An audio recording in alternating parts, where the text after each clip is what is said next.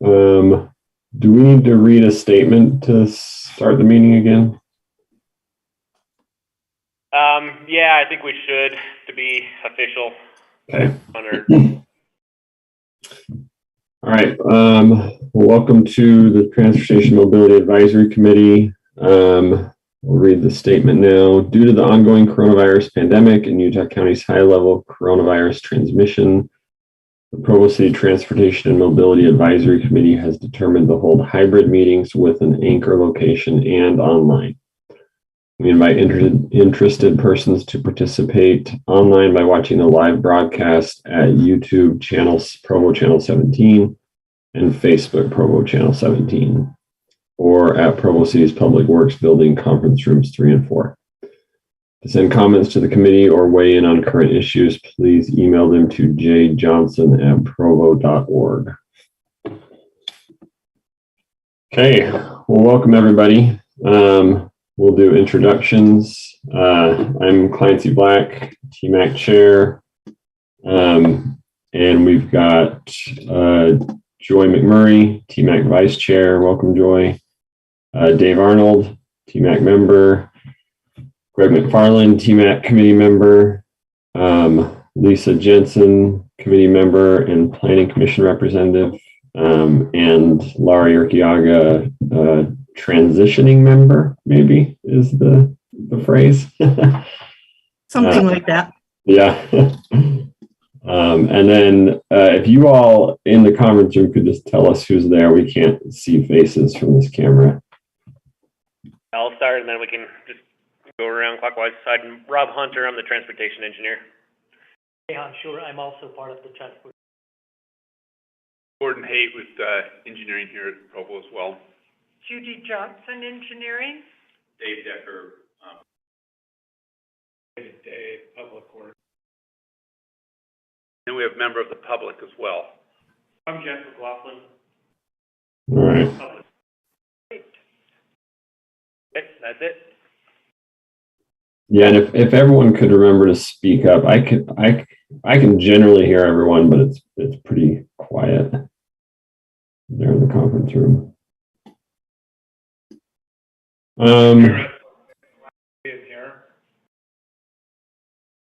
What was that? Can you hear us? Can you hear us at all? I can hear you. It's pretty faint, but I can hear you. Volume up a little. We will speak loudly. That was good. Thanks, Judy.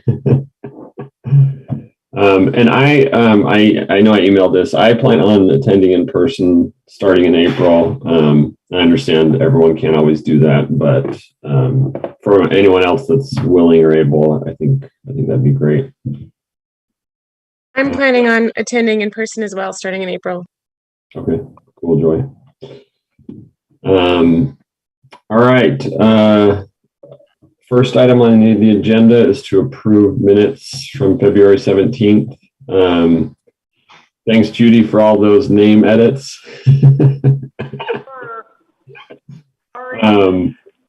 I didn't see any. Sorry? I just said Laurie finally got straightened out just as she's going out the door. I know. I didn't have any changes or comments from the minutes from last meeting. Does anybody have anything they want to comment on or that was not reflected correctly?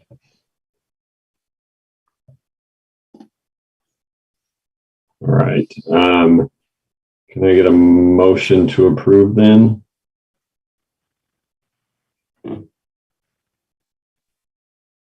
I move to approve the minutes from last meeting. All right, and I'll second that. And so now to vote, I vote yes. Joy? Yes. Greg? Yes. And Dave? Yes. And then Lisa, are you able? Yeah, sorry, it cut out for a minute. Yes, I approve. All right, so that passes unanimously, it looks like. Okay, we'll move on to item 3 now then, Center Street by Rob Hunter. So we'll turn the time over to you, Rob. All right, thank you. So this presentation in general is a presentation that Dave Decker included in his overall budget presentation for Public Works and Engineering to the City Council on Tuesday. Originally, I had intended to do this last week, but with last month, and I gave kind of a brief overview in the couple of minutes that we had left, but with the questions that were had on the Conservation and Resiliency Plan, we pushed it to this month. So, as you all know, since you took on the task from the City Council on turning this vision statement into a list of ideas and scoring those ideas, I just wanted to go over again the kind of the highlights of what the City Council included in their vision statement from about a year and a half ago for Center Street. They want something that consumers want to spend their time there, businesses want to relocate there or locate there. Rob, we still see the agenda. Are you sharing something else? Oh, is that all you see? Yeah. Okay. Try stop share and share it again.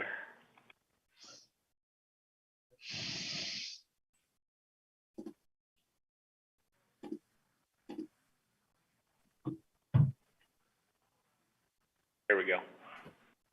All right. You guys see that now? Yep. Thanks. Okay. They also were clear that they wanted to make it not only be safe, but also to feel safe to people as they walk along that street, to make them feel comfortable to where they want to come back. They wanted to accommodate multiple modes of transportation, not just cars, specifically, prioritizing the pedestrians.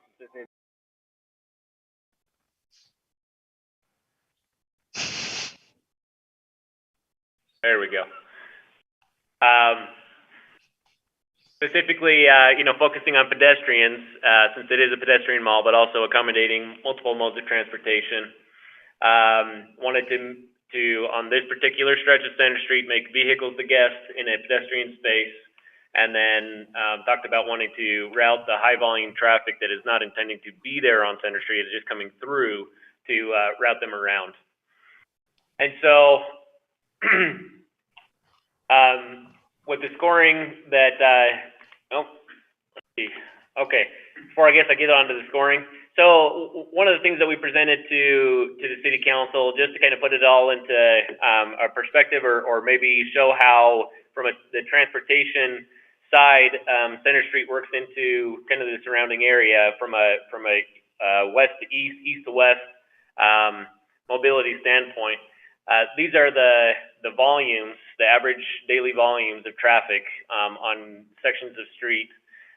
So you can see that it actually starts out right off of I-15 at about 40,000.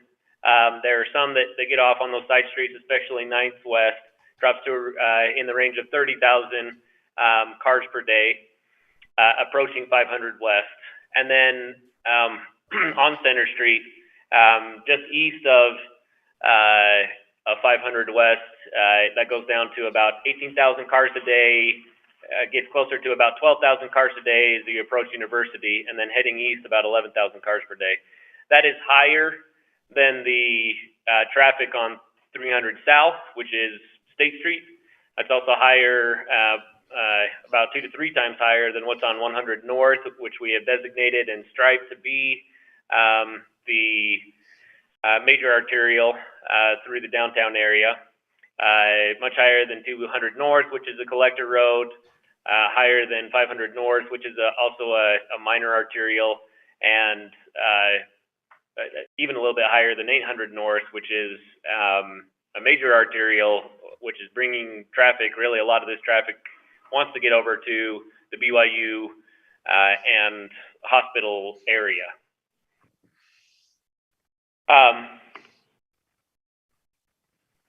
And so as we looked at things that we could do on Center Street, this is the scoring, the results of the scoring that you all did. And two of the things that we highlight on here because of what we're proposing is that, you know, here's your overall scoring. And then when we brought Quinn in from the Downtown Provo Inc., he specifically talked about two things that have been are and have been kind of high priorities for the downtown businesses, and those being installing some sort of entry arch to really set the downtown Center Street as separate from Center Street as it approaches the downtown.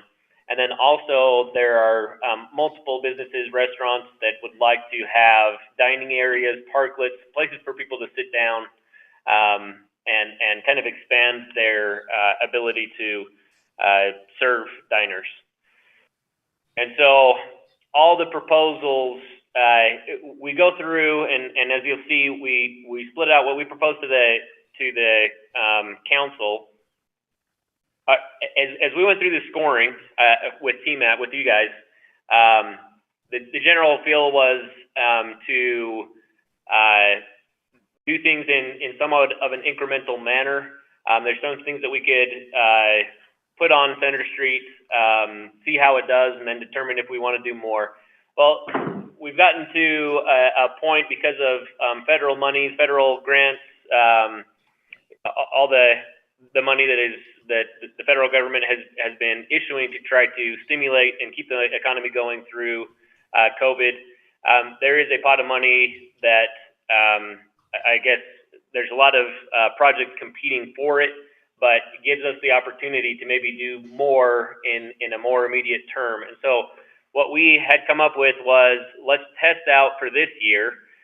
If we have this money and if that's where the city council would like to spend it, let's test out several things on Center Street this next year, see what it is that works, see what doesn't work, allow public feedback, and then starting next year, so we would do that this summer, and then starting next year, we would start we would implement whatever it is that comes out as the best alternatives to install on Center Street. And like I said, that came really to bear because of available federal monies that could be used, where Center Street is one of the areas being looked at as doing something more substantial immediately with that money. So our recommendations again were that this spring through this fall, it may be pushed more into summer through fall. Yes. Sorry, I just want to give a plug and pat on the back to everyone for planning ahead. We talked about this early in this process, how having rankings and priorities would be good for whenever money was available or we had opportunities, and it's already happening. So anyway, everyone pat yourself on the back and good job. And that's great to hear. Yeah, I agree. So what we're proposing to do is our proposal is to do a big test, and part of this is for testing, and part of it is for kind of a promotional program for the downtown areas who would be impacted while we're doing this testing this summer. But basically, to take a budget of about $400,000, and you can see what we'd be testing out. So we'd be putting in with this test. What we propose to do is put in temporary dining areas or parklets, and our estimated cost on that, in consultation with a consultant, Parametrics, who helped us put together kind of some figures for it, is about $85,000. One of the ideas that's on the scoring sheet is putting rumble strips at 500 West and 200 East, and so we test those out as you enter into the downtown Center Street area. Speed tables for the 12 mid-block crossings scored high on your list, and so those are even temporary ones are pretty expensive. So that's about $150,000 to what we would probably do is actually put those just before the crossings instead of on the crossings, just because the temporary ones are not going to meet ADA standards. But at least it would give an idea of what it would feel like, what it would look like to have those raised crosswalks at every mid-block crossing. One that we didn't include on the list, and was probably an oversight on my part, it already is part of our local street standards to have bulb outs on the local streets. But if we were to do something on Center Street, we would want to meet our standard. And so anyways, for our temporary areas, we have bulb outs on 400 West. We don't have them on 300 West, 100 West, and 100 East. And so putting some things to do some temporary bulb outs there. And then one that is lower on the list on your scoring sheet, but if we're going to do this, that we felt like if there is an opportunity to spend a substantial amount of money now, we ought to test every possibility of what may come. And so our recommendation is to go ahead and test reducing down to one lane and designating the other lane using traffic panel or traffic cones and planter boxes to turn that into a designated bike and scooter lane.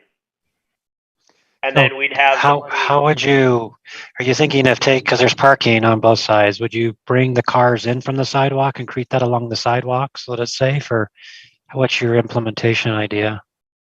Our idea right now is not to move that in the interim. What we would do is on the mid-block crossing areas. In fact, let me just pull up so you guys are still seeing my screen here. Let me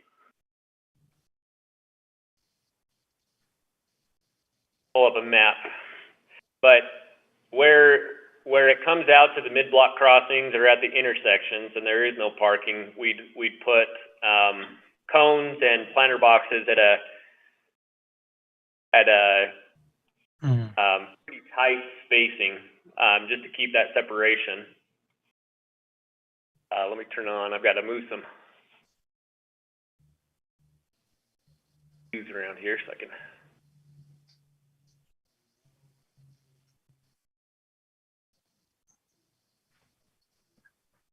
So right here where it comes out at the mid block, we put some planter boxes and some cones at a tighter spacing to really enforce the separation there. And then here where the parking is on the side, we would still place occasional cones to make it clear to those that are passing through that this is intended as a travel lane, and we put some signs up too, but put enough space between the cones to where people can pull in and out of the parking spaces.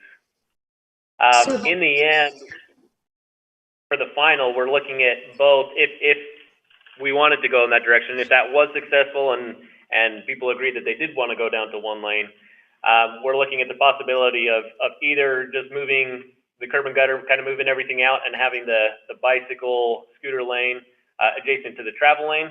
And that we just kind of move everything out to, instead of a 10-foot travel lane, it would be a 5-foot bike scooter lane. And that would give us 5 more feet here on the sidewalk that we could extend that as well. Or we can move the parking all the way over to the travel lane and do parking protected bike scooter lane.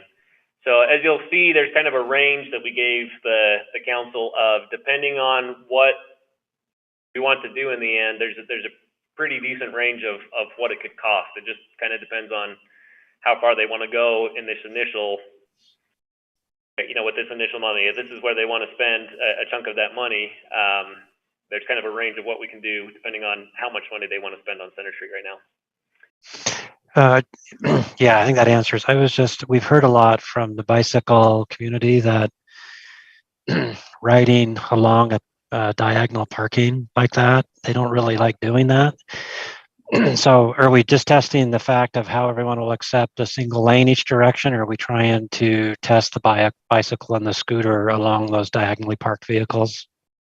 So we will have the bike lane along those diagonal lanes. What we would do, what we are proposing to do actually is to turn those to make it safer, is to actually turn those into reverse. I get it. Okay. All right. We talked with our new parking coordinator, and he's supportive of testing that out on Center Street and seeing if that works well. Okay. All right. That would be a solution. Thank you. So Rob, just to make sure I'm understanding, during the temporary measure, cars would have to cross through the bike and scooter lane to get into the parking, right? Yes, which if this were fully implemented, like I said, if we just kind of pushed everything out, would still happen, right? I mean, even if we pushed everything out, and if in the final, based off of cost, the solution was to keep the bike and scooter lane there would still be cars pulling across that lane to get into the parking, which is why we're proposing to do reverse angle park. Well, one of the reasons why we're proposing to do reverse angle parking. It just helps make that safer for everybody.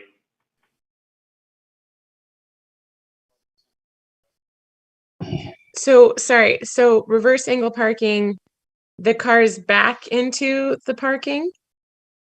Right, so you'd come up and you back in, so the car's already out there, everybody sees it as it backs in, but then the driver is further up to the front and better able to see what's going on. If they don't have a backup camera, they still will have a better view of what's happening, you know, with the approaching vehicles and approaching bikes before they pull out. Okay, so for the temporary measure, traffic is reduced to one lane, plus we'll have cars stopping, going backwards through cones across the bike lane to park. Is that what I'm understanding? Well, there will be occasional cones. I mean, when I say occasional, this is probably, 10 feet per parking stall. We may have a cone every 3 or 4 stalls. So we'll see how it works, I guess, once we're out there. But the thought is put in occasional enough to where it makes it clear that, hey, your travel lane is still out here. We don't have people trying to jet in and then jet out who are just kind of traveling through, but infrequent enough to where, for the most part, it's not blocking anybody. And we would be doing some temporary. We would be using some either. We're talking maybe we may paint over, or we may use cones to test out some reverse angle parking too. So you are We have an initial plan, and then we may tweak based off of what actually happens as people start to use it. So you are in fact doing reverse angle parking as a temporary test measure? We're proposing to do that, probably not along all of Center Street, but at least in a portion to test what is the difference between reverse angle parking versus the standard full forward parking. We want to see how well the public accepts it and how it makes the bikers and scooters feel. So we're just going to try to see how that works. We'll be doing it with striping, with the cones, with a number of features, and so that's kind of the plan. The reason why we feel like this is important for us to test in this manner is that even if that one of the questions that remains, right, that the overall goal is to make this a pedestrian mall, right? But one of the main things that we're trying to do is allow multiple modes of transportation. And as we talked through in our TMAC meetings, one of the difficulties is right now, officially, there are signs up to where scooters and bikes aren't supposed to be on the sidewalk, but there is no designated area for them. And so if we have enough money to where council would fund it, which would be, we'll get into cost here, to move everything out and make a parking protected bike lane, then we don't have that conflict. But either if we don't have enough money to do that, and even if we go down to one lane, but the bicycle and scooter lane stays adjacent to the travel lane, or the other option in terms of having a place to make this multimodal, having a place for the bikes and scooters, really the only other option, as we've discussed previously, is to make that outside lane a shared use lane. So either way, unless we can spend a substantial amount of money up front for any kind of short term, if we don't get that money, if we don't get that funding, any kind of short term is going to have the bicycle scooter area back behind that parking. And so we're trying to make it as safe as we can. It's not, maybe not ideal, but it's unless we can get, It's better than what we have. It's better than what we have right now. better So, than we have, right? so I agree. I agree with all of that. I guess I think Joy was voicing maybe a concern, and if she was, it's definitely one that I share. You know, temporary traffic control by its nature is confusing to drivers. You know, even when it's done as best as possible. And I feel like if we're trying to do a number of things for the first time that most Provo drivers will not have ever encountered, and we're trying to do it with temporary traffic control, we might not be able to learn very much from the experiment. I guess I'm worried that if we do too many things all on one stretch, all we will hear is, oh, I hate all of it. And we won't hear, oh, I liked this part, I didn't like this part worked well, this part didn't. But yeah, I think doing reverse angle parking with parking separated temporary bike lanes and trying to do it all with cones it's gonna be and going down to one lane. I think it's gonna be really confusing for a lot of people. I think we should be careful not to mix too many variables at once, both from the safety perspective and the confusing, and also from the testing, right? You want to be able to isolate some of those variables to see what each one does. When we say temporary, what's the time frame, Rob, that we're looking at here? Like a 2 week or 1 week and 1 month? No, it would be multiple months. Basically, as soon as we can get, as soon as the council would indicate that they are going to fund it until late fall, when snow becomes an issue and we need to get these temporary measures off the road. So it's hard to say an exact time frame, I guess, without knowing if the council is going to fund it and when they're going to fund it. But at least, I mean, we should know by probably June, and then we would plan on having it probably through October. Okay. So this is, it's going to be much longer than just a couple of weeks, so that we can, I guess our intent was to try to get things settled in where it's not just the initial shock, we've tried it for a while, get hopefully some more tempered feedback. Do you think it would be possible to? Oh, sorry, David. Go ahead, Greg. Would it be possible to stage the tests in some way? Like first implement the parking protected bike lane and then change it to reverse angle parking at some point later in the summer? We could, yeah. If we can get this moving forward soon enough, we could, that would give us, a month or two to try some things and then add more at the end.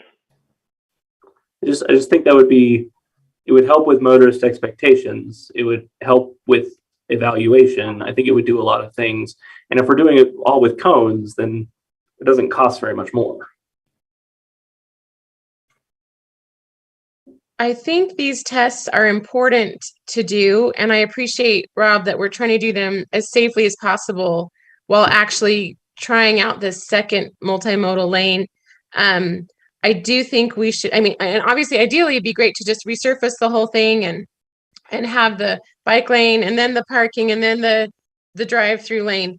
But I think we can't do that right now. I do think we should be prepared for some significant pushback from a frustrated public who not only has looking at those volume numbers you showed us earlier, it was interesting to see that in some ways Center Street has a higher volume than 800 North even. And so having that major arterial road go from 2 to 1 lane and then to add, I think we need to just be prepared for frustrated drivers to not like that initially. But I think the test is important enough that we need to go forward and do it anyway. I I'm going to try to speak for kind of what I've heard all of us say over the last few years.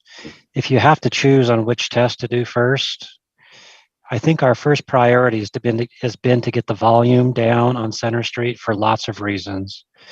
And so I think if you have to choose between making it multimodal safe right now and doing an experiment to try to get the car traffic down, I think what would be consistent with all of our conversations is to focus on getting the car traffic down. So if going down to one lane, seeing how the public car drivers accept that, and we can get the ADT volumes down, that makes it safer for pedestrians, bicycles, everybody on this street. So if throwing the multimodal and trying to get it on this road, because as we've looked at this, we've been very hesitant to throw multimodal on this road until there's major changes made. Because we looked at the middle, we've looked at, all of the different things. So I would encourage to make sure whatever experiment you do, you focus on an experiment where we're seeing if we can get the volume down on the street. I think that's fair. And what I hear you saying is that if we can get it down to one lane, then we can figure out the bike scooter at some Right. point. But just Because it gives us the space, right? Yeah, right. Okay. However, if you can make it all happen, I mean, I kind of share Greg and Joy's comments, but I don't have to go implement it. You guys do. So if you can figure out a phased approach or anything like they suggested, I'm all for the experiments too. I don't take my comments at all that I'm negative to the experiments. Please do the experiments. No, it is very helpful to get y'all's feedback and insight on how to do this. And I want to, with that, the testing, the reverse angle parking is the item I am most concerned about. I would rather treat that as a required byproduct of the scooter bike lane if we move forward with that. People are so passionate about parking, and reverse angle is different. So I don't see any way. It seems incredibly unlikely that people would say, "Oh yeah, that was great." But if it's something that is just necessary as part of the bike scooter lane, we just do it. People will get used to it. It is different, but once you get used to it, you realize it's actually it's easy. It's way easier than parallel parking, and it's easier than backing out of a stall when you're on Center Street. So if others agree, that would be my recommendation, to maybe not even test that one. It's just a necessary byproduct. But that's just my thoughts. I guess I have two things to add to that. Yeah, I think it's the hardest one to do with cones is one thought. Like, you need a lot of cones to illustrate, oh yes, this is where the parking stall is. But then the other, like, if we have a parking protected bike lane, then some of the benefits of bike safety from the reverse angle parking aren't as sort of important anymore. So I guess I don't know that testing that is the right thing to do on top of everything else, but I'd be willing to look into it some more. Sorry, Lisa, you were about to say something. Yeah, I just felt the same way about the reverse angle parking. I think it was Clancy that said, don't test that or something. Because if you just test it, like you said you were going to, in a small area, like maybe one block instead of the whole length of the street, that will just be confusing to people. And, why do we do it here? We don't do it here. And you'll have people trying to park, and if there's snow on the ground, they won't know which way is which. And it's not something anyone learned in driver's ed. And so there's going to be a learning curve with that one. I think you should be ready to jump all in when you do that one.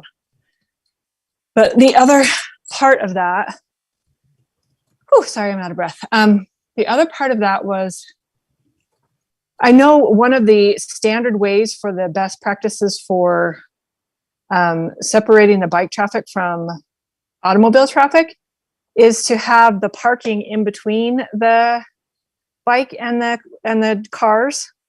And I'm wondering if you'll lose some spots, but if you turned it, I know parallel parking is not as easy as angled parking, but if you turned it into, or even the angled parking, but then the bike lane's on the inside of the angled parking between the sidewalk and the street. So you might lose some of those concrete garden areas that separate the parking from the intersections. But I feel like if we're really going to do this right, why don't we separate so no one crosses over the bike lane? Because every time you cross over the bike lane, whether you're backing in or pulling forward, you're introducing a conflict point in an unfamiliar movement that, yeah, they might see the bike before they back into it, but they won't be watching for things in the same way. They'll be distracted by what they're doing. The biker will see them, but I don't know. My thought was I would rather do it right than not do it, than do it messily. So that was my feedback on the parking. I think I'd rather take some parking spots out and make the parking safer than require them to cross over that bike lane, either backwards or forward. Yeah, so that's one of the options as we discussed. That's one of the options that we're looking at, and maybe at this point it might be helpful to go through some of the costs that we talked about. So Rob, this is Bill Fillmore. Can I ask you a few questions before you enter into the cost? Yep. It might be helpful at this point. Obviously, I'm the new guy on the block and trying to get my head around some of these things, and I appreciate everybody's comments. They've been very enlightening to this newcomer. But I could maybe give you a little bit of a city council perspective on a few things. I think the city council's perspective, and I can't speak for everybody, but I think consensus-wise, is we're all in favor of slowing down traffic on Center Street for safety purposes. And we're all in favor of making it more pedestrian friendly. So let me ask you just 3 or 4 questions, if I might. First has to do with the downtown business people. Has Quinn Peterson signed off on reducing this to 2 one-way lanes, which will necessarily reduce traffic coming into their businesses? So he expressed concern about one lane. Basically, what we are proposing is to test it out first, which he was. I mean, our feedback from him, he's agnostic in terms of testing it out and seeing how it goes. He would not be in favor of reducing it down to 1 lane without testing it out first. Yeah, I think they do like the goal. I mean, I've asked multiple times when he's come in and others from downtown, and what I've gleaned from that is I don't think long term they don't want the through traffic. They want the destination traffic.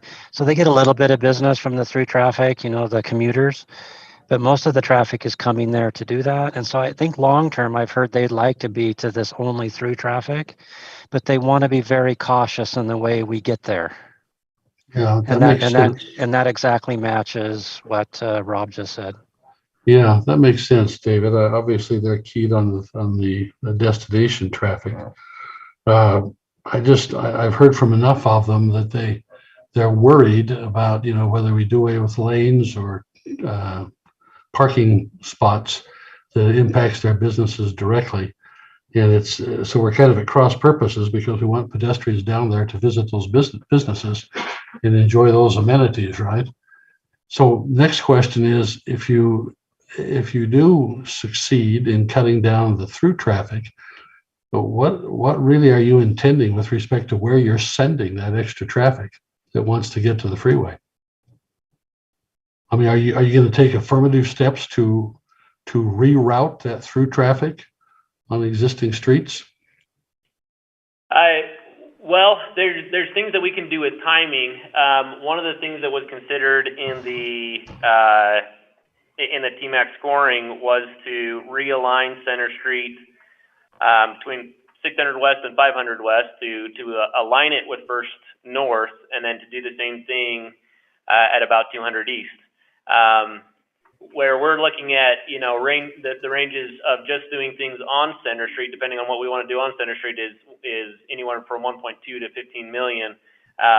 We're probably, we haven't cost that out, but my ballpark guess would be we're at least twice that to purchase the land. We're talking about purchasing Fresh Market and then purchasing one of the 2 blocks, either First East to Second East or Second East to Third East. We're probably talking, $30+ million to do that. So I don't see taking that high of affirmative steps to reroute them around Center Street being in the cards in the short term. So there's some things that we can do with timing, but really with the 2 interchanges being University Avenue at the south and Center Street, there's only so much timing will do, because even if you time things to be faster on a certain route, if people have to make too many turns, they're not going to perceive that as being the faster route. Right. So what he means by doing it with timing, Bill, is like if you're coming in from the freeway, we give some priority to the left turn. We have multiple lanes there. We make it in your interest to turn left, so that you turn left onto whatever that street is. Fifth West. Yeah, Fifth West. And then when you hit First North, of course, it's an easy right. Coming the other direction, doing the timing is we make it easier to do a left onto State Street. Or 500 Fifth West. Yeah, Fifth. I guess it's not Straight Street there, Fifth West. Okay, so you're. But there's limits. But Rob's right. There's limits to how much we can do that. But we try to use timing to make it easy to make those turns. Right. So the kind of the goal is the drivers coming in from the freeway. It's easier for you to take a left and then make a right onto First North, and then go up University, instead of going down this slower 5-block section of Center Street. And we're hoping the drivers would choose that because it's a faster route for them than going down this slower Center Street. So your primary focus would be on 100 North for that Right. 5-block stretch. Right. Yes. And so that would require how much major engineering in terms of widening and so on? It's already a wide, fast road. Yeah, First North doesn't need to be widened. The challenge is the work that would need to be done to shift traffic. So onto education. First North. Yeah, there's much less traffic on First North than First North can First North could handle several times more traffic than what uses it right now. It's Okay. just getting people to get on there. Like I said, without buying a couple of blocks and actually realigning, which, like I said, that's what I'm saying. It's probably 30 million plus would be a roundabout number I would throw at it. You know, the only thing that we could do is time signals, and that's what we were just talking through. We have actually even done that. We've done testing and with UDOT over the last few months, and I mean it nudges the numbers very slightly, but there's no substantial amount of people who are perceiving that time savings to where they're choosing First North instead of Center Street. Okay, so are you proceeding on the assumption that, or maybe you've gotten some indication from UDOT that they would be in favor of that and would contribute substantial monies? To realigning, Yeah. on First North? The emphasis on 100 North. No, we are not proceeding in that direction, because this would be a local. It would be for a local need, local want. I don't think that either regional or UDOT would contribute at all to that. Rob, what's your estimate if we only realigned at the west end where the traffic volumes are higher rather than on the east end at Second East? I mean, we'd have to price it out, but it's probably, I don't know. I'd have to really look at what the value of fresh market is, because that's basically what we would be doing, is buying them out to then realign the road right through the middle of their property. Okay. And So, I mean, ballpark number 15 to 20 it would be my best guess, without having actually gone through a value and designing the roadway. Rob, there may be talking really big here, and this is good, but there are a lot of minor changes that could still happen to improve First North. I take First North to get through Center almost every day, and I end up getting stopped at the First West light every single time, going both directions. There's no reason we can't time that so that if someone gets a green at Freedom headed east, they're guaranteed a green at 100 West, and vice versa. Someone crossing University headed west should always make it all the way to Freedom. That is one huge thing that drives me nuts. That we could still fix. In addition, I the second issue, that. I well, second the that. issue is they have both Fifth West and University are coordinated. and Dave, I just talked about 100 West. You're right, but if someone crosses Freedom and University, which are coordinated for north-south, they should not have to stop at 100 West. Yeah, Oh, first yeah, that's first true. north and first Okay. west shouldn't be coordinated to anything Yeah. other than the east-west movement. But it's not, and I agree with you, Clancy. That's an Okay. easy fix that needs to happen. And then the small changes you mentioned, Rob, have we did we do or have we done any sort of public outreach to encourage people to use First North?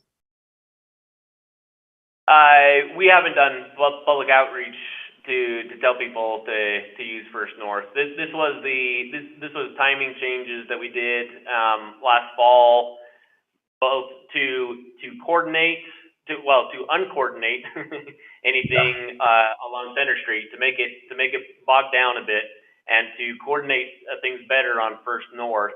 And we left that in place for a couple of weeks, and everything got bottlenecked on Center Street, and still everybody just kept going down Center Street. So we could do it as part of a bigger campaign with this testing.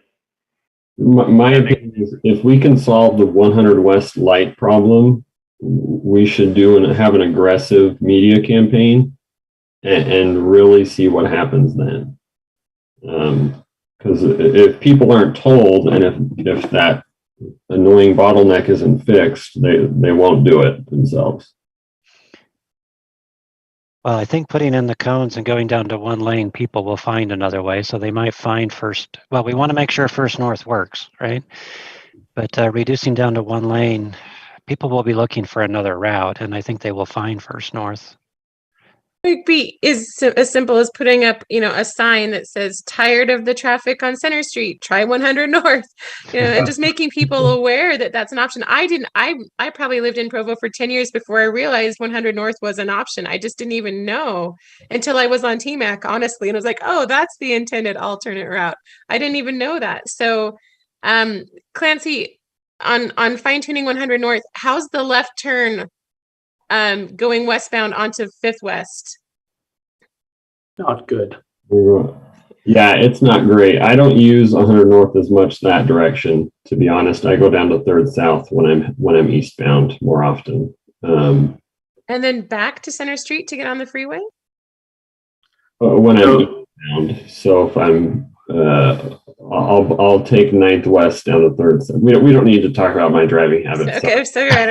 I will add, Joy, that left turn a lot is my so answer. First North is a major secret in Provo. So is 9th West. So going straight from First North across to 9th West is the way to do it. But that neighborhood won't be happy either if we make that the preferred. And in fact, we've talked about the need because because west of Fifth West is neighborhood streets, right? So west of of Fifth West, that's a local road with homes facing it. So we've actually talked about if we are more successful on getting people onto First North, that we may need to do things west of Fifth West to discourage people from continuing down, because that's our fear, is that what is right now probably 2,000 car a day stretch in front of people's houses may turn into a 5,000, 6,000 car a day, and we don't necessarily want that. With respect to the 100 North route and encouraging people to use that, is there any reason why we couldn't use that type of sign that you see in Salt Lake on State Street and in Main Street, where it says, I-15 turn right here? Could you put that kind of a sign up on University as people come from the north heading south?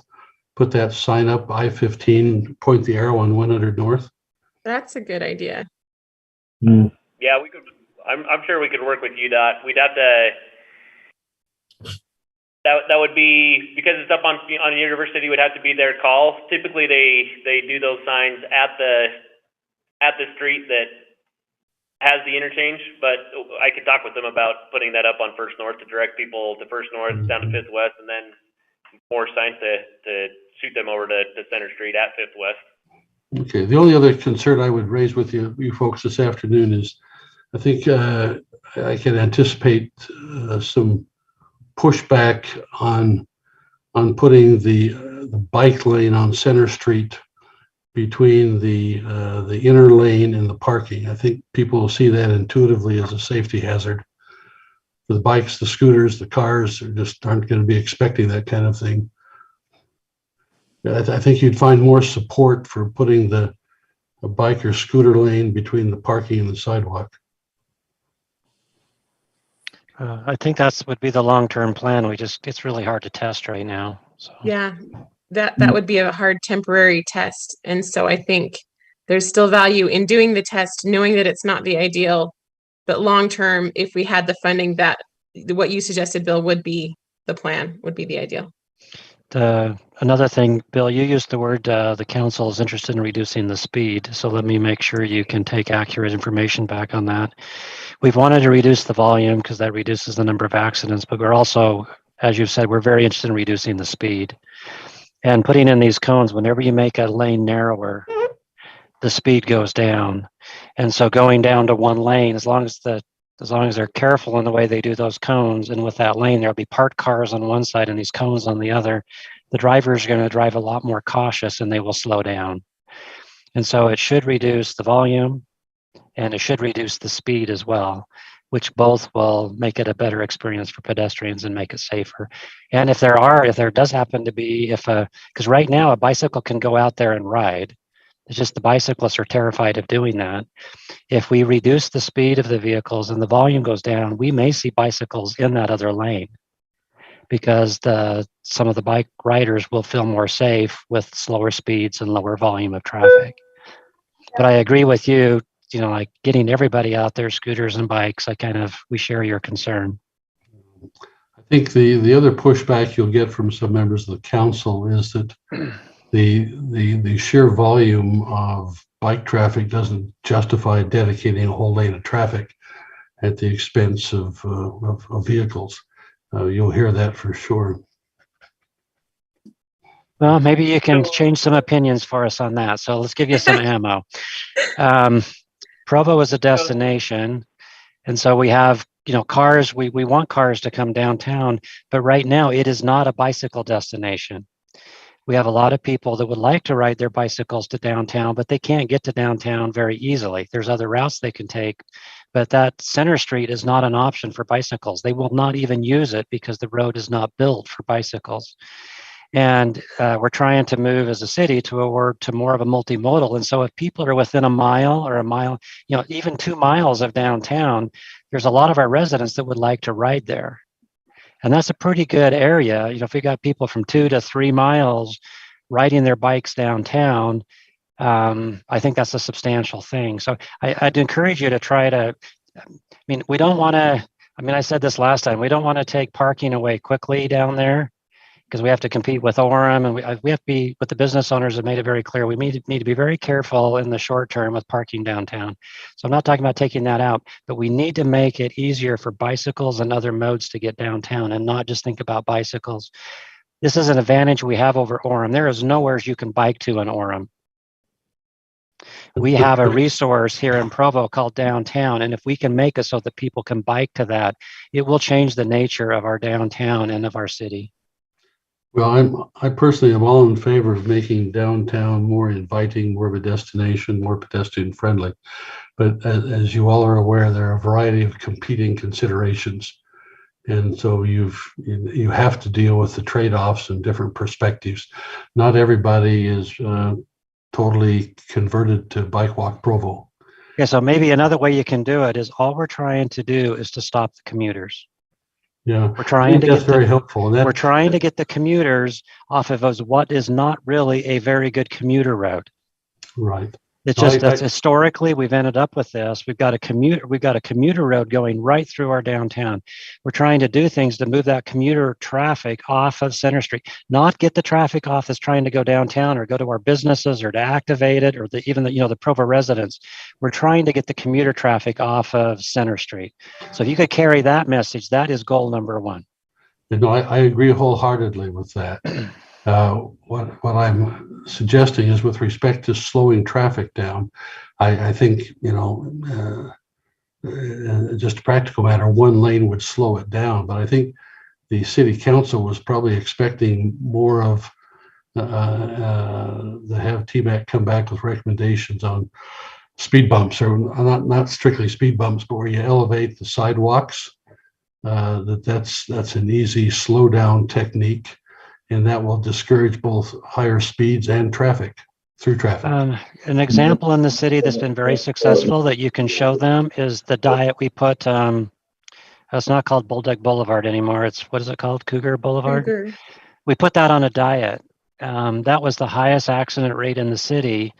And so we went from lots of lanes, we actually shrunk lanes there. And so maybe you can have them go drive that and see if they like it better now with, fewer driveways and with the diet, and just see what they think of that road, right? Because that's a road where we went just the other direction. We didn't put in speed bumps. We didn't put, it's a pleasant experience for a driver. It's a pleasant experience for all these other modes, and our accidents have gone down. Lisa's had her hand up for about 15 minutes. I'd love to hear what she wants to say. It's super tired from holding it up so high. It mostly goes along with what you said, but I think that the key to changing the mentality, especially if our goal is to get the commuters off of there, I love how Dave articulated that we're not trying to keep people from going downtown, quite the opposite. We're trying to encourage them to, but in order to make it easy for drivers and pedestrians and bikers to go downtown as a destination, you need to get the through traffic off the street. And I love the ideas of figuring out a way to reroute from First North to Center Street and vice versa, so that we can take advantage of a road that's already way bigger than it needs to be for its volumes that it holds, and keep them out of the neighborhoods and away from that pedestrian mall area that we're trying to create. I really think the key to doing that is the way you publicize it, the way you use signage, and whatever we need to do to get those people who normally come off at Center and are at that light at 500 West, and something that says, you don't want to go down this street, it's a mess, you want to go to 100 North, and then to time the lights to make 100 North a friendly place to be. And have those signs off of University maybe saying access to I-15 this direction. Those are helpful to me when I'm in downtown Salt Lake, to know this is the fastest way to get to I-15 or the preferred way to get to I-15. And so it's not like we're inventing something new. That's a method that people have used and are familiar with. I think those are great ideas. I'm super excited to see what we can come up with. Maybe that's our next step, is the publicity. We've already got the engineering ideas of how to structure it, but the publicity of how do we sell it to the city? How do we inform people that these are options that will make their life better, so that they want to try it and realize that it's a good thing. This is awesome. That's all. Yeah, thanks, Lisa. Bill, one more piece of information you could take back to the council. One piece of data is that although bikes have not yet felt comfortable on Center Street, Javin Weaver has shown us repeatedly the scooter numbers for Provo, and Center Street is one of the highest use areas in the city. So there is a good deal of scooter traffic there that could also be accommodated in that temporary bike lane.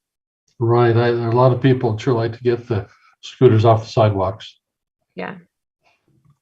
Yeah, and the scooters are like our last mile to make sure you can communicate that to the council.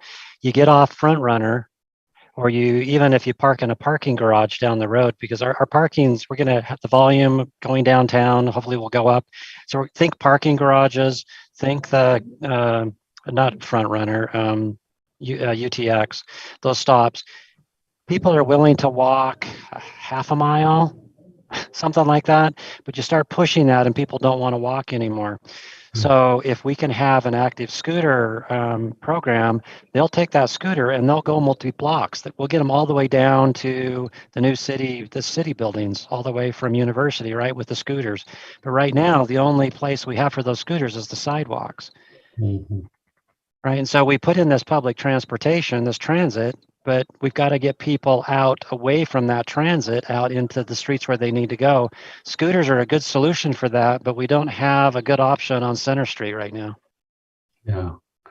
Listen, folks, this is a general observation. Please feel free to continue to tutor me. I appreciate all your input. And Bill, thank you for the council's perspective. That it helps us a lot to hear that and what your concerns and priorities are.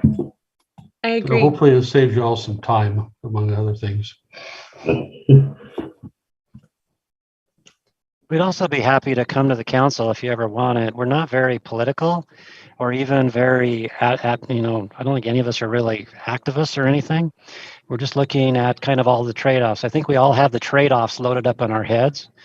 And I think that's what we're really TMAC's about. So we kind of get all of the trade-offs. We don't just see one side of an issue. We see all sides of the issue. And so when they're talking about these things and don't quite know what to do, invite us to come. I mean, Clancy could give a pretty balanced view of us if you just wanted one of us to go. But you're not going to get an activist view out of us. You're not going to get just one view. You'll get a very balanced view out of the TMAC members. Well, that's a very healthy thing. Rob, I think we interrupted you before you made it through all of these recommendations. Did you want to talk about the Center Street Bucks and what that is? Yeah, so, Gordon, I know you were trying to say something. I just want to say, I think I just wanted to get back to Rob's presentation because I think it would answer some of the questions that you're looking at. Again, making this a real opportunity to communicate to the public. I know that UDOT's going to be doing some environmental things that are going to help with getting some of the traffic off of here. So I think we have an opportunity to really push out some good ideas to really make Center Street a real gem for the whole state, for the valley certainly, and for Provo. And so let's kind of go through Rob's presentation, and I think you're going to hear what we're going to do for the downtown businesses, the ideas we have. Again, it's all contingent upon approval and funding, but we recognize the absolute need to work with the businesses every step of the way in making it so this is something that they see the benefit throughout the process. So anyway, I'll let Rob go ahead and continue with his presentation. Yeah, so the Center Street Bucks is something similar to what there's a few cities, including Gordon did this in Harriman, a similar thing. But there's a few cities that did it during COVID to help with the impact that the businesses were receiving, and that's kind of our view here is that some of these things, especially depending on all the tests we got, received your feedback on maybe how to implement the test, but one way or another, we're going to be testing some things that are going to have to be gotten used to.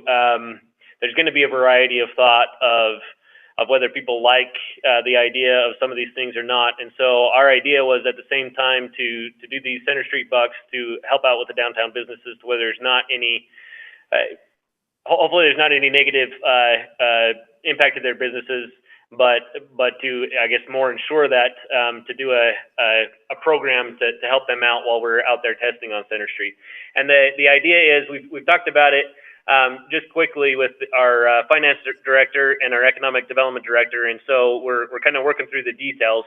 But it would be along the lines of whether we send it out in a voucher out in the mail to residents, or we just send out the advertisements in the mail to the residents, and it's the businesses who actually hold, I guess, the bucks.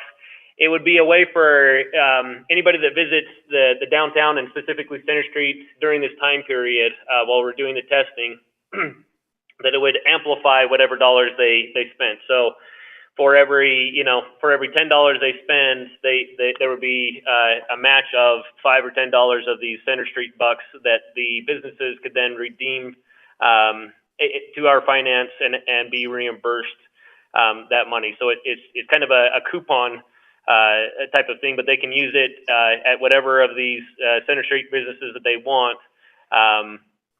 Like I said, to kind of help out the businesses as we're doing testing right in front of their doors. It's a way of having promotions and making sure that we're bringing as many people as we can into the area to give feedback about what's going on, what's happening, and the dynamic changes that can happen, and get good public comments. Because I think just hearing you today is going to help form some of the ideas that we've been having and trying to focus down what's really going to make the difference, making this a true multimodal area that we get everybody down to. We want businesses booming. We want the public really enjoying this area and making this a dynamic experience when we're done. I had a That'd be part comment of the on that idea. Okay. I like the idea of using that as a promotion to get them to come downtown. So maybe if you worded it something like, come see what we're doing to make traffic friendlier on Center Street. Here's, like, make it pending on their giving their opinion of it. Come spend some time downtown. Here's $10 for your opinion about how things are going, or something like that. And then they have to fill out a survey to access the bucks or something. I mean, I know that's more roundabout, but then you not only are asking people to come downtown, you're helping the businesses, and you are getting the feedback that you need to get in order to craft it around the perspective of the community. That's just an idea. Yeah, I think that's a great idea. I like this. All right, thanks. Anybody else have any comments or ideas on that before we move on to the long-term options? I had a question on the speed tables, Rob. So those will go in at mid-block crossings. Oh, so you're going to show us. Okay, so I can just listen a little bit longer and then ask my questions. That's fine. I'm just wondering why so we had the two options that were close to each other that we were trying to decide between: the raised intersections or raised crosswalks. We do that at the intersection. We do that at the mid-block. There are various places we could raise the road to slow things down and help pedestrians feel more comfortable. So this is testing the mid-block option specifically, or would it also somehow simulate the raised intersection idea?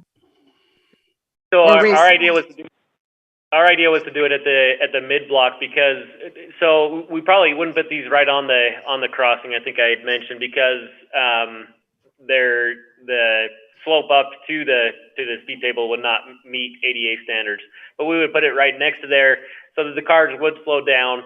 It would be clear, hopefully be clear to both the cars and to the pedestrians, the benefit of doing this versus the I guess any negative feedback that we receive of doing this. And the reason why we were talking about doing it at the mid block is because it most closely resembles, if we were to do a raised crosswalk, most closely resembles what a raised crosswalk would be, where there's not really an interim thing that we can do to raise the whole intersection. And so this would be the closest thing that we could do test-wise to something that might actually go in the end. Okay, thank you.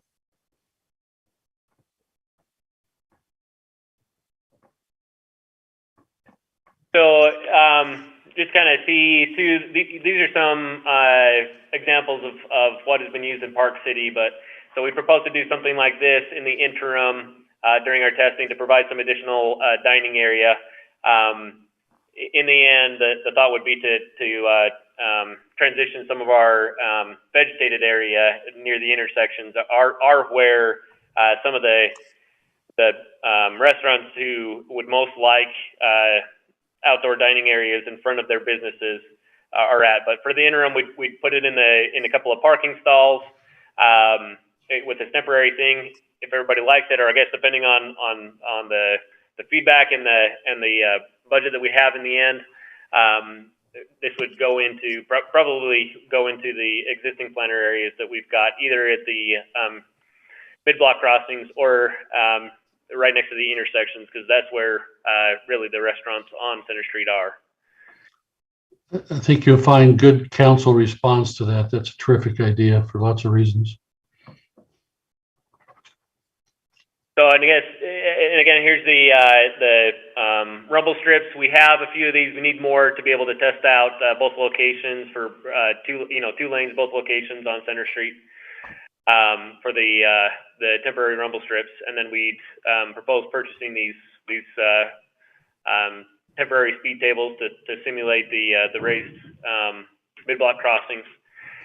And then we'd also test out, we'd do something to make it look nicer than here. This is just some pictures that I found of people who've done similar, but we would also have some planter boxes, and the traffic cones or traffic panels that we would use are not quite as glaring as these ones. So we'd make it look nicer. But anyways, we would put in these temporary bulb outs on First West, 300 West, and 100 East.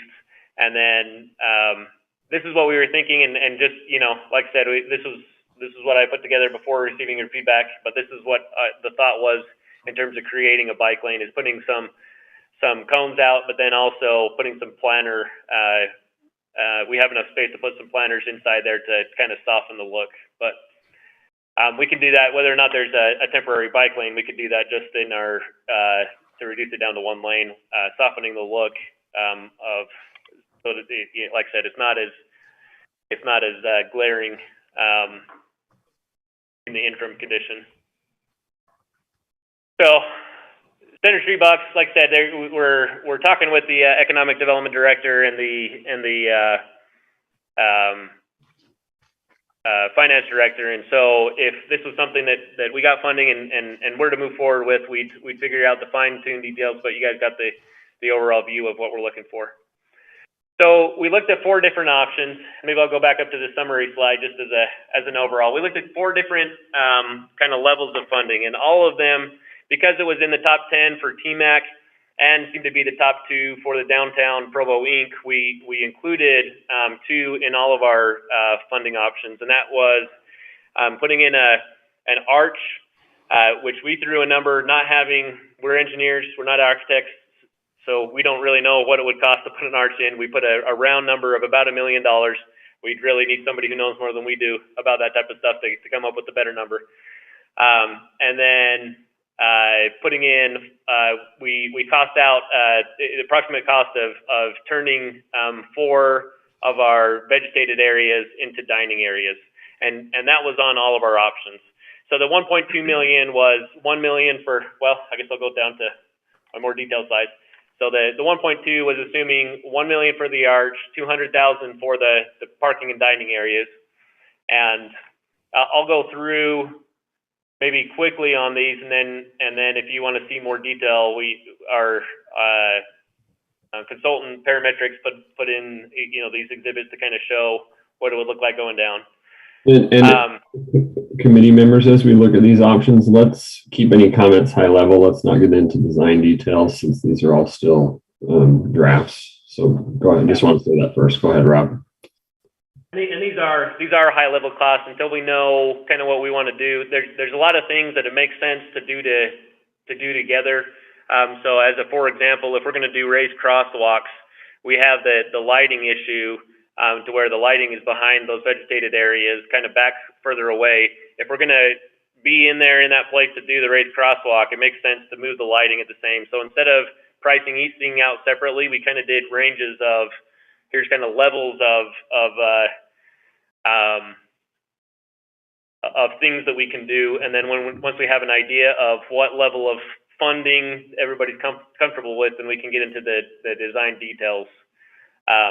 So anyways, so this option 1 or A1 was just to do the archway and then the parking areas, and then to get multimodal on there. It wouldn't be the ideal, but it would be kind of the option that we're left with is to make the outside lane a shared use lane to get scooters and bikes an actual place where they are allowed to be on Center Street. Option A2 would be that same thing, except since bulb outs are standard, is that and a lot of these dining areas would be going into near the corners. We cost out putting in bulb outs at the local streets. So you can kind of see here on 400 West, we have the bulb outs. It's a narrower crossing on the side street. Here's on First West, we don't have the bulb out, so it's a lot longer crossing. So, if you take out the arch, we have 200 for dining areas, 500 for dining areas and bulb outs. Anywhere from this is where it gets a lot more expensive. If we were to do something more substantial along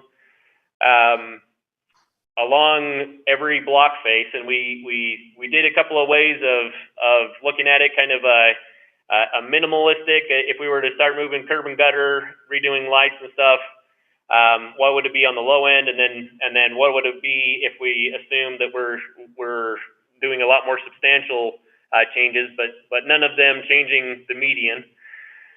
We're just kind of changing things from the median over to maybe the edge of the sidewalk and moving things around in there. That could cost, depending on exactly what we're doing, we estimated anywhere from 2.8 to 7.7 million on top of the arch.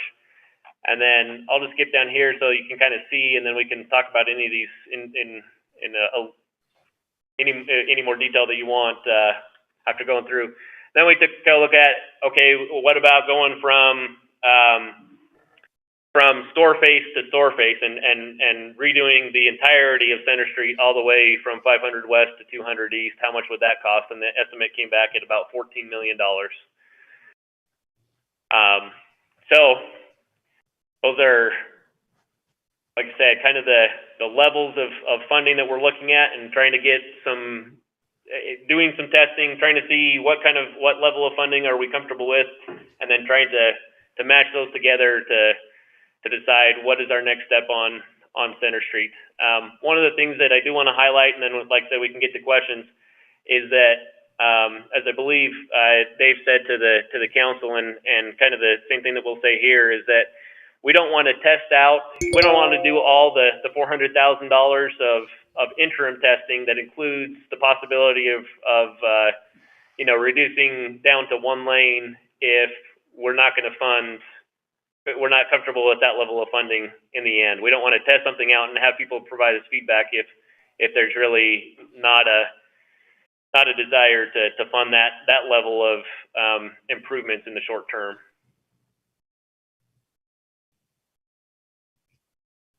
So at that, I'll open it back up to any questions you have. The only thing that I know was a high priority that I don't think you've mentioned today is lighting. And I know we decided it would be hard to test lighting, but is lighting still on the table in these discussions? Yeah, so lighting would be included in this range of option B and in option C. Okay, perfect. I just want to make sure it wasn't forgotten. Thank you. So Rob, on option B, you're adding in these changes so as to create a bike lane somewhere? Is that? Well, that would be, so one of the goals that's on the council's vision statement is to provide multimodal options. And sure. so these lower end ones where we're doing less, we had assumed just putting in a Sharrow markers on the outside lane. Where we get into more detail, or I guess not into more detail, but into more substantial changes, those could, on the lower end, we could be doing the raised medians and the lighting and changing out parklets and all that kind of stuff, and still leave 2 lanes. But if we want to do reducing down to 1 lane, and move the parking, the bike lane to be between the parking and the sidewalk, that would at least be on more towards it kind of depends on exactly what we do as to whether that reaches the $7.7 million end of the spectrum, but it's probably going to be more on that side to move everything out and create a separated bike lane. Okay, thank you. Rob, I've got a gap in my basic understanding of your overall plans. That is both on the tests you want to do as well as the more permanent resolution. What do the bulb outs and these dining areas do to your inner traffic lane for bikes and scooters?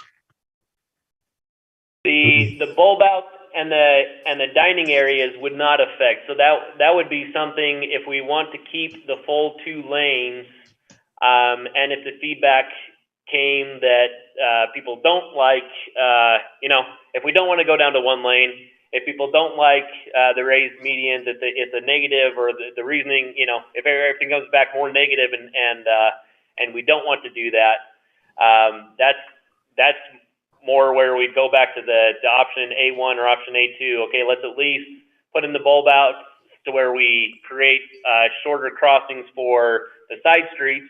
Let's put in the dining areas and the arch to make it a more inviting area. But if we don't want to spend the money or there's too much negative feedback to put in some of these harder changes that would discourage traffic or make it less likely that through traffic is going to go on here, those are more the A1 and the A2 options. I hear you, but I still don't understand. If your ultimate goal is to put bike and scooter lane between parking and sidewalk, and you obviously would prefer a continuous route for bikes and scooters, isn't that precluded by your bulb outs and your dining areas? No, it would not be precluded, because if we were to do that, then we'd move this entire section. And let me go back to my map where we can see more detail. So, for example, if this was a restaurant and we were going to put a dining area out here, if we were to do the parking protected bike lane, that would really, we could only get that to fit in here if we reduce down to 1 lane. So this whole area would shift out to here. So there would be a bike lane in between this dining area and the sidewalk, but I wouldn't expect the traffic to be so high that there would be, some substantial conflict of cross traffic. There's downtown areas in other places that have that same type of feature, but anyway, so we put the I see. The dining areas down here. They would just be, this whole area would be moved further out to reduce this down to 1 lane. So that would almost necessitate the 1 lane approach. To be able to get a separated bike lane in here, there's only really 1 of 2 ways that we could do that without reducing down to 1 lane. So we could do the Sharrow, or obviously in the outside lane without reducing. That could stay 2 vehicular travel lanes. It's just a Sharrow.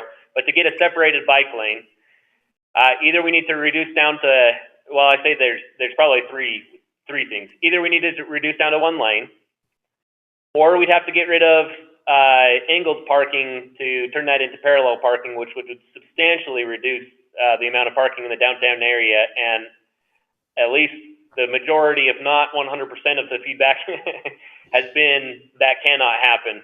That would too severely negatively impact the businesses. Yeah, or no the other question. option would be to reduce the sidewalk width, and that again just doesn't seem like a good option for the downtown Center Street area. Yeah. If Okay. anything, we want more sidewalk area, not less sidewalk area. Yeah, I understand. So Thanks. Rob, you said that you're trying to determine between which of those ABC options to fund. What is the determining factor for which one you decide to experiment with? Well, it's more we're trying to show the council this is the level of funding that each of these different options would take. Okay, And so it's all determined by what the council will fund. It's putting it to them and saying, we could test all these things, but really to do some of these more substantial things are going to cost, $3 to, even without an arch, $3 to $7 million. If we're ready to fund that, then let's go ahead and test it. If we're not ready to fund that, then let's not test it right now, because we would be making somewhat of a false promise or a false indication to the public. So it's just for trying to provide both of those perspectives. We would encourage testing, but let's only test what we're ready to fund. Thank you.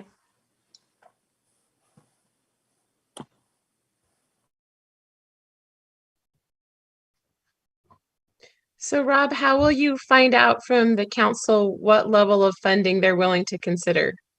How does that happen? Well, we presented and are going through the budget cycle, but I don't know if Bill, if you'd maybe better able to tell us how we should expect feedback from you. Well, I think you need to plan on another presentation at some point before decisions are made. You need to lay out these alternatives and lay out pros and cons and make sure they understand the issues clearly. I think the first run through, people came away with some impressions, but they certainly didn't acquire the level of detail, the competing nuances that I've picked up today. So one way or another, Dave Decker needs to get in for the council one more time. Okay. He seemed pretty excited about that. So. Yeah. Well, Dave actually is your best advocate. He makes excellent presentations to the council. They're very informational. He did a great job. Unfortunately, there was a lot of competing interests, so the council's going to have to make some hard decisions. It'd be great if you had all the money in the world and recognize that, but he's really good at it. Rob, I feel like this was a very clear presentation in saying, here's the things we can test, and then here's the kinds of results that could be funded, by that information. And I know these are really difficult conversations, but I'm thrilled that things people have talked about doing for decades, we're actually finally working through and moving forward on. So I actually think this is really exciting and good work. Yeah. Thank you, Rob. I need to jump out for a work meeting now, everybody. I'm sorry. So I'm going to step out, but this was great information. Thanks, Rob, and thanks, committee, for all the great comments. We'll see you next month. All right. Thanks, Clancy.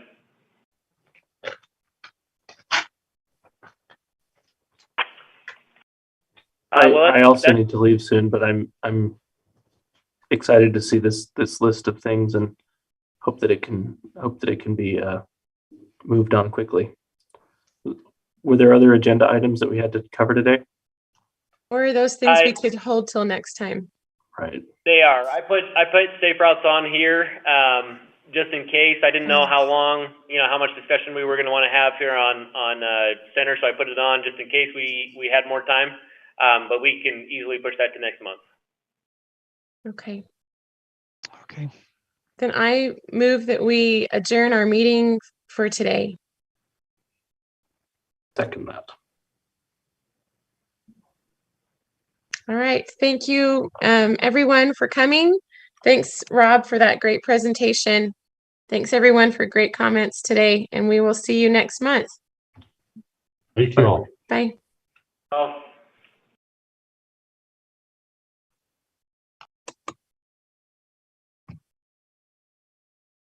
I think it was Greg. You sounded like him. Got you another presentation, Dave. You're welcome. No, actually, this is one that